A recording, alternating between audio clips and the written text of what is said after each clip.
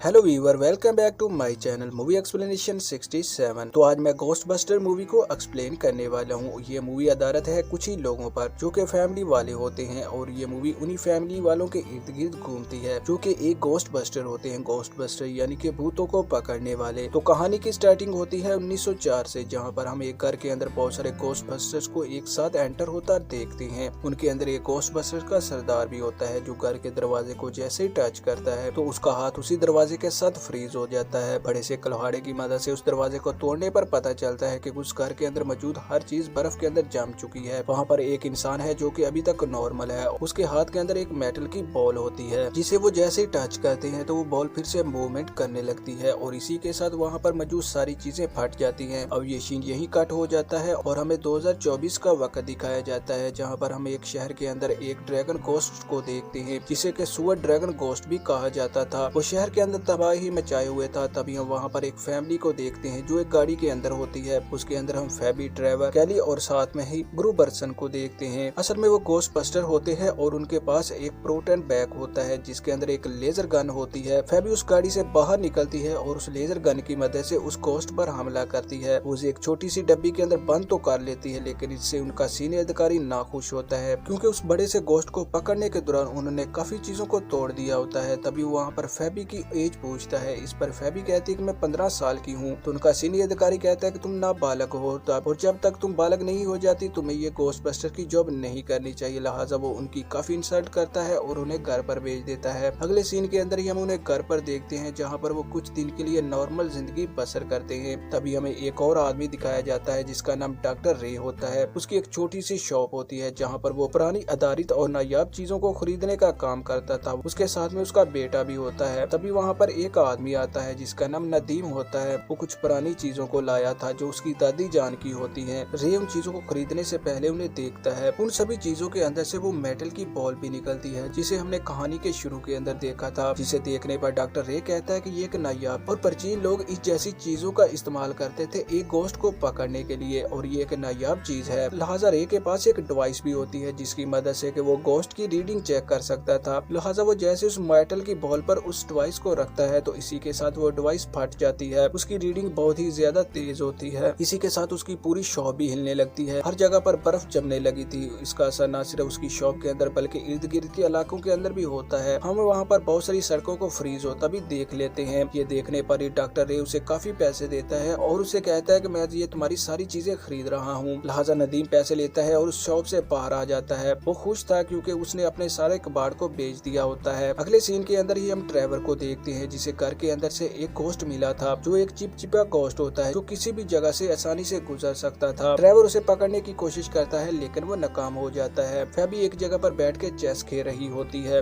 वो अकेली खेल रही थी और तभी अचानक से चेस की गेटियां ऑटोमेटिकली मूवमेंट करने लगती है और तभी वहाँ पर एक घोस्ट आ जाती है जो एक लड़की होती है। वो अपना नाम मेडली बताती है। वो साथ में बताती है कि वो जल के मरी थी। लिहाजा वो जैसे ही फेबी को चेस के अंदर हरा देती है तो वो वहाँ से गायब हो जाती है। अगले सीन के अंदर ही हम उन सभी को एक लैब के अंदर देखते हैं जहाँ पर ट्रेवर को लकी नाम की उसकी एक दोस्त भी मिलती है। वो उससे मिलता है और बाद में वो उसे बताती है कि उन्होंने एक ऐसी मशीन को तैयार कर लिया है जो हर उस चीज से घोस्ट को निकाल सकती है जिसके ऊपर घोस्ट ने अपना कब्जा जमाया हुआ है। और वो वहाँ पर उसको एक सैंपल भी दिखाती है और साथ में उसे वहाँ पर और भी बहुत सारे घोस्ट नजर आते हैं। उनके अंदर एक घोस्ट का नाम होता है पोजेसिव जो कि सबसे ज्यादा खतरनाक होता है। डॉक्टर रे कहता है कि ये खतरनाक इस वजह से है क्योंकि ये किसी भी चीज को आसानी से अपने कब्जे के अंदर कर सकता है। अगले सीन के अंदर हम देखते हैं कि फोबी को एक कॉल आती है जो घोस्ट बस्टर से मदद चाहती थी। इस पर फोबी अपने दोस्त को साथ लेती है और उसकी मदद के लिए निकलने वाली होती है। इधर हम लैकी और उसके दोस्त को देखते हैं जो अभी तक उन चीजों से घोस्ट को बाहर निकाल रहे होते हैं। जबकि फेबी जैसे उस रेस्टोरेंट के अंदर जाती है उसे वहाँ पर वही लड़की मेडली मिलती है। वो उसे देखती है और उस पर अटैक नहीं करती और वहाँ से वापस लौट आती है। इधर हम लैकी और उसके दोस्त को देखते हैं जो जैसे उस मेटल की बॉल के अंदर से घोस्ट को निकालने वाले होते हैं तो इसी के साथ उनकी पूरी वो मशीन खराब हो जाती है। हर जगह फ्रीज होने लगती है। इधर हम फोबी को देखते हैं। फोबी के पास वही घोस्ट मेडली भी आ जाती है जो उसे बताती है कि वो सिर्फ अपने मॉम डैड को यहाँ पर ढूंढ रही है। उसे दूसरी दुनिया के अंदर जाने का सिर्फ एक मौका चाहिए। इधर मेडली के दोस्त जैसे उस बॉल को टच करने लगता है तो अचानक से उसका हाथ भी उसके साथ फ्रीज हो जाता है और इस चीज का भी असर दूर तक होने लगता है और यहाँ तक के सड़कें भी फ्रीज होने लगती है और इस बात के असर को मेडली भी देख लेती है। अगले सीन के अंदर हम ट्रेवर, लैकी और साथ में ही उनके दोस्त को नदीम के के घर पर देखते हैं जहाँ पर वो नदीम से मिलते हैं। नदीम उन्हें एक सीक्रेट कमरा दिखाता है जहाँ पर बहुत ही प्राचीन चीजें रखी हुई थी। वो कहता है कि ये मेरी दादी जान का कमरा है और मैंने ये तब देखा जब मैं किसी चीज को ढूंढ रहा था। उस कमरे के अंदर बहुत सारी ऐसी चीजें रखी हुई थी